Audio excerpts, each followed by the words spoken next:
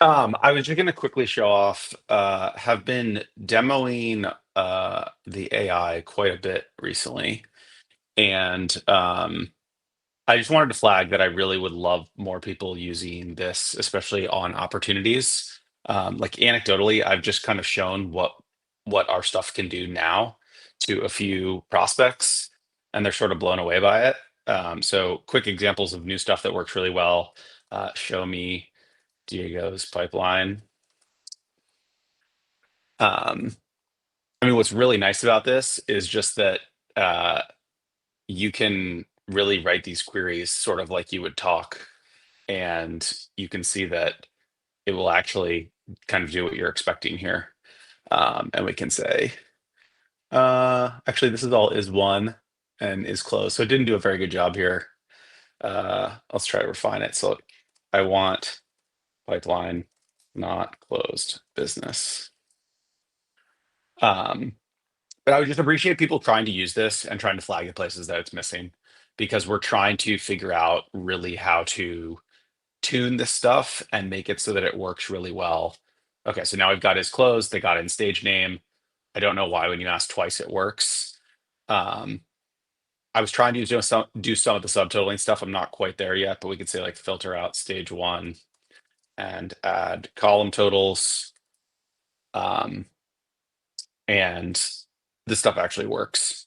So the core ask here is, if you're doing stuff in the opportunities topic, especially that's lookup based, please go use the opportunities for AI querying and talk like a normal person, and flag places where we feel like it's not fully working.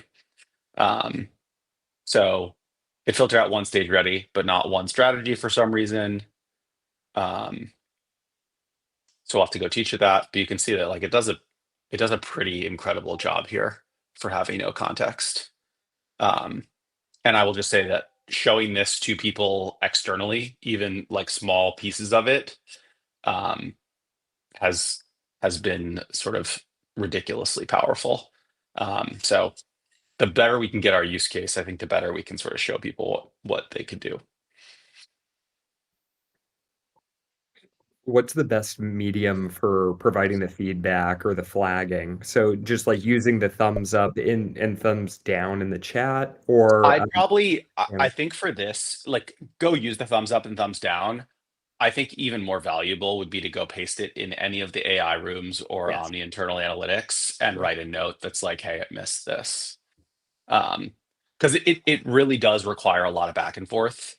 Um, and also give it a second try, like the same way that I just did. Like if it gets it wrong, sort of say the same thing and see if it can actually fix it. But the goal here is to try to find the sort of corners where we use language um, that the system doesn't pick up, so we can start writing these rules and sharing them out with other people.